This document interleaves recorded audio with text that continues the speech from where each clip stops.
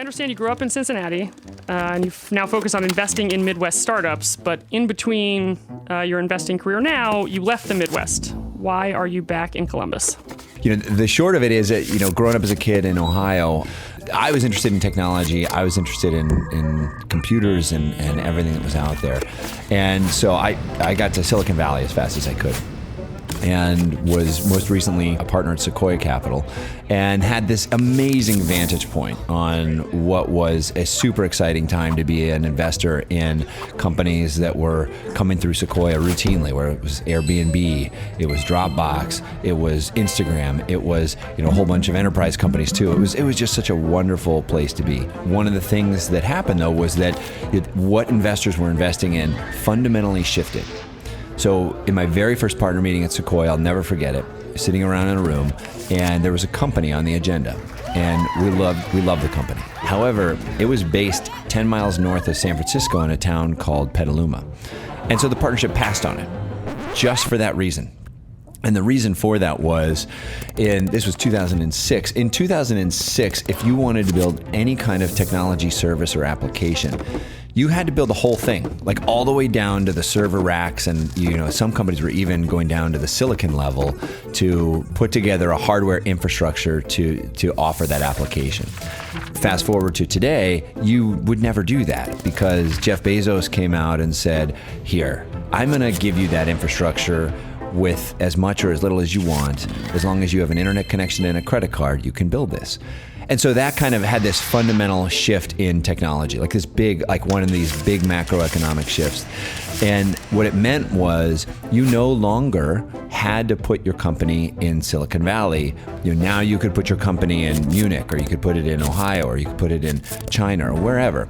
And this was a big deal at Sequoia because here was a firm that historically invested exclusively within a bicycle ride of the office, was now opening funds in India, in China, in Israel, Global Growth Fund, because the theory was, while the majority of the market cap in technology had been built in Silicon Valley in the last 20 years, in the next 20 years, the majority would be built outside of Silicon Valley. And while we were doing this, out of just coincidence, one of my partners at Sequoia, Mark Kwame, was asked by John Kasich in 2010 to come out and join his cabinet.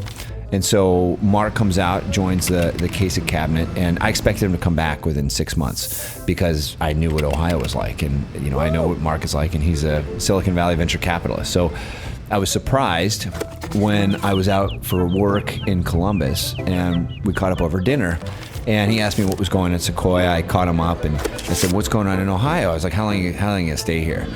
And he was like, "I actually don't think I'm gonna leave." And I was like, "What?" And he's like, "In fact, I think this is the next Silicon Valley, and you should leave Sequoia, and you should start the venture firm in the Midwest." And I was like, "Mark, that is the dumbest idea I've ever heard." But he asked me, he's like, "Well, what are you looking at now?" And at the time, we were evaluating all these other economies around the world. We were looking at Turkey, we were looking at a bunch of places. And he's like, "Well, what if Ohio was a country? Like, what's the GDP of Ohio?" And I was like, "Well, I have no idea. I've never thought about it that way." And suddenly I started looking up the data.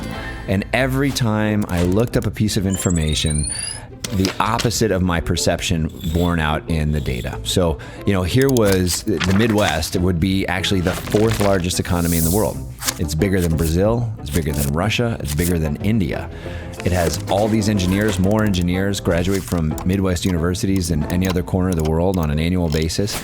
You have 150 of the Fortune 500 companies here. So you had all these raw ingredients. So that started to kind of, gnaw at me. And that became this trend in my head of like, oh my gosh, like maybe the most exciting emerging market in venture is America. Like, why don't we go there? And why don't we go and invest in that? And so, it kind of dawned on me at one point, if I did this, then, what are the odds that it fails? Like pretty high. And then it kind of dawned on me, but what if we're right? If we're right, then you can build multi-billion-dollar technology companies in Columbus or Detroit or Chicago. And here we were. This would be the biggest economic shift in America since the advent of the Industrial Revolution. this could be the opportunity for America to upgrade the entire economy from a knowledge economy to a technology economy in places outside of San Francisco. And we could do what Sequoia did in 1972 by going to California when everyone said you got to go to Boston. We could do that today, and we could build the market-defining firm here in the region. So that was what got me excited, and here we are today, 6 years later.